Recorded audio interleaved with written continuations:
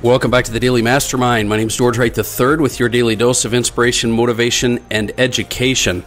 All right, so the quote of the day today, I want to go through this with you because I had a thought as I was coming back from my morning workout, and this quote goes right along with it. And the quote is by Mel Robbins, and it says, "You're not a procrastinator. You have habits of procrastinating."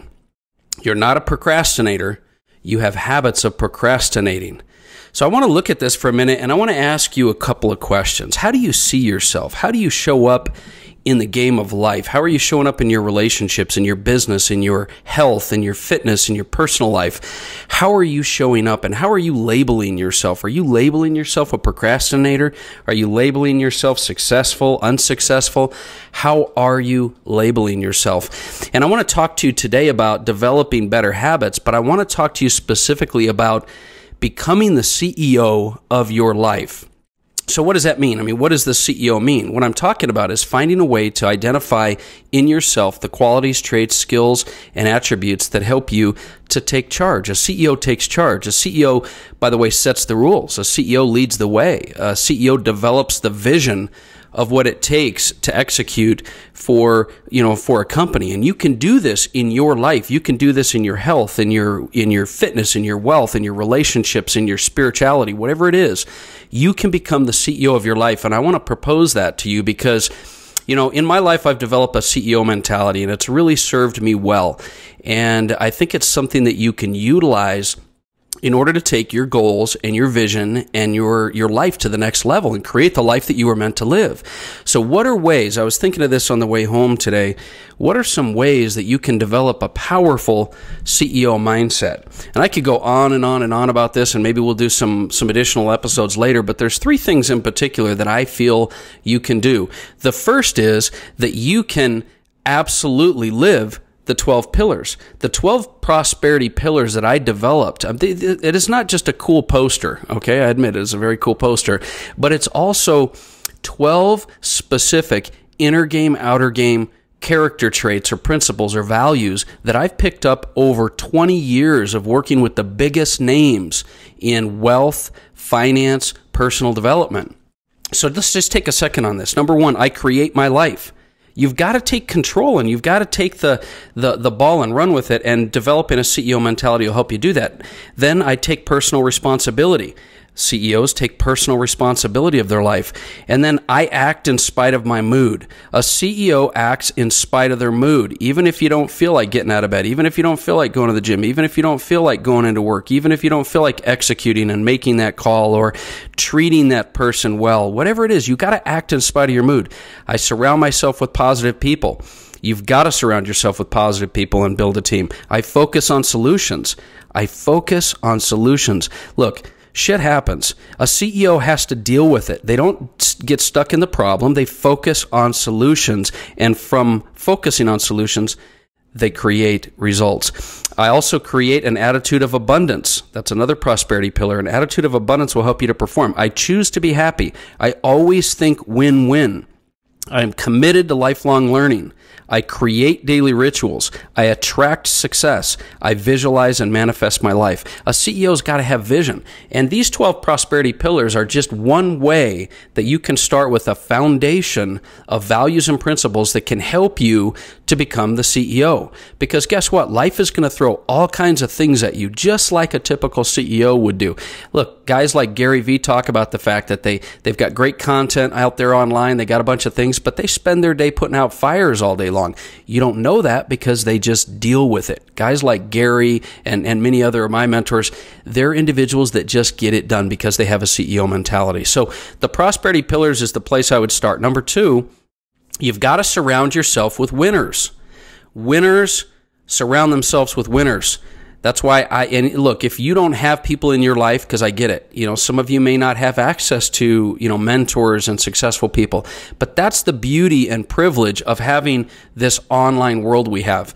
I've listened to podcasts like the CEO Project, like Ed Mylett, Gary Vee, Joel Osteen, Mike Dillard, Russell Brunson. I mean, there's so many excellent examples of CEOs that you can inundate and just soak up in your life that there's no excuse for not surrounding yourself with winners, because you're going to be the average of the people that you spend time with.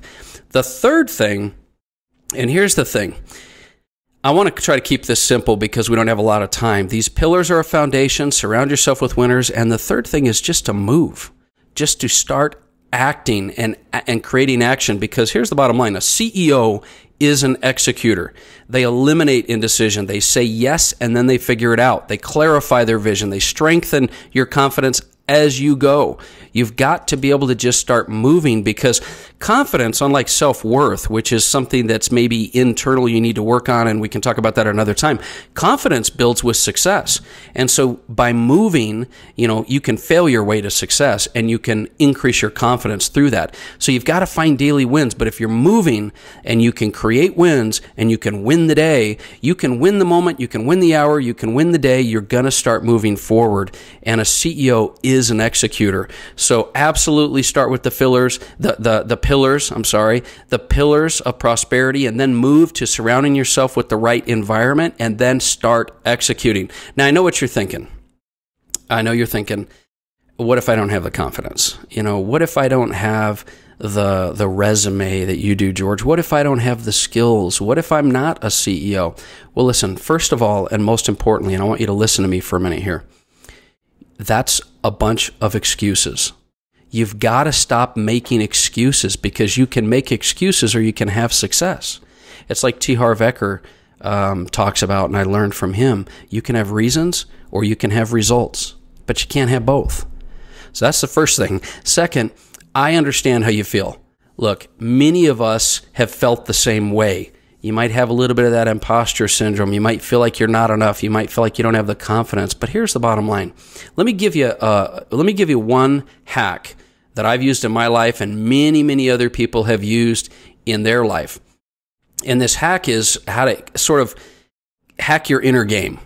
And the way you can hack your inner game, and a bunch of mindset coaches would tell you this, is to develop an alter ego. And you can tune in Friday. I'm going to go ahead and give you a little bit more on this. I'm going to really get into detail on it, but I just want to give you this to walk away with. The reason affirmations and positive talk and fake it till you make it doesn't always work. You might be doing affirmations your whole life and it's not working. The reason acting as if doesn't work is that you can fool other people, but you can't fool yourself. You can't fool your inner game, your mind. You must understand that all of your creation in your life, all of your results are going to come from your subconscious mind, not your conscious mind. You can't just say it and have it happen if your subconscious mind doesn't believe it. But your subconscious mind, which is kind of your limbic brain, right? This part of your brain, unlike your conscious mind, your neocortex, the subconscious mind doesn't really understand language. It only reacts to what you feel. So when you try to fake it, your brain is saying, yeah, right, look, I'm not feeling it. It's not true. You can say it out loud, but I don't believe it. And we're going to get into details of how you can kind of get into that and make changes. But you have to learn to convince your inner game, your subconscious mind, that you are a winner, you are confident, you are CEO. So the hack that I would represent and kind of give you as an idea is learn to proactively work on developing an alter ego. What I mean by that is this. There's so many examples in our life of the most successful people out there in the world that knew that they needed to operate outside their comfort zone, outside their current skill level in order to create success. Because we've talked about success and your best life live outside your comfort zone. And so they created alter egos. I'll give you some examples. Beyonce Knowles. Beyonce, when she was young, just was petrified to be able to perform and things in front of people. So she created that alter ego. You probably have heard about it. Sasha Fierce. She even ultimately just recently, or a little while ago, did an album, I Am Sasha Fierce, because she knew when she created that alter ego, she could do anything on stage. Superman, Clark Kent. Now, most people, when you say, which is the alter ego, Superman or Clark Kent, they'd say Superman because that he could do anything. No, but with Superman, the alter ego was Clark Kent. He put the glasses on and he became, someone that could fit in and blend in and do things with everybody. Kobe Bryant is a great example. He created the Black Mamba. Kobe Bryant said, that was his alter ego, and it was an ego that allowed him to do anything and be everything. And so some of the most successful people, and I'll go into this Friday, but many, many, many examples of individuals that have created alter egos, because what happens is your subconscious mind says, Okay, I believe that, right? And it just makes stuff happen. You've done this your whole life. You know this. When you were a kid, you pretended to be something. When you watch movies, have you ever watched a movie and you're so into the character that literally when they jump or they move or something scares them, you react because you feel like you're in that movie. You've done this with video games. You might be playing a game online and you become the character. And you convince yourself through these feelings in your mind that the movie, the game, the player, it's real. And by doing that, you can use that in business or in life or relationships to execute at a whole nother level. This is why actors are so convinced of their roles when they've played them a long time, because they really dig into this role. And that's why actors that have acted together have fallen in love, because they believe that they're that role. So bottom line, here's the deal. There are plenty of ways that you can be the CEO. You just need to do it. And using a hack like creating an alter ego will allow you to do it quicker. And then as you create the successes, your confidence will grow. But the bottom line is you have to make a decision. I want to create the life I was meant to live. And if you make that decision, the best way to execute on it is to become the CEO of your life. Whether you want to increase your, strengthen your relationships, better your health, better your business, better your wealth, better your success, better your personal development, you've got to be the one in charge. That is called the Chief Executive Officer of your life, the CEO.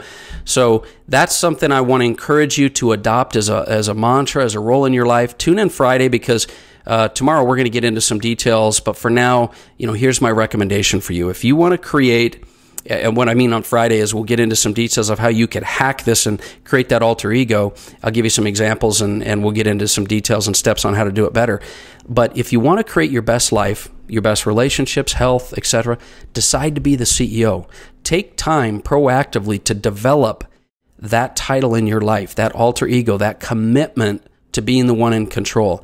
Go through the prosperity pillars. Make sure that you make a commitment not only to the pillars, but to surround yourself with other people and to just start moving. That's what a CEO does. And what you focus on grows. If you focus on being the CEO, you will be the CEO. If you focus on building confidence, you will create confidence. If you focus on creating your best life, you'll create your best life.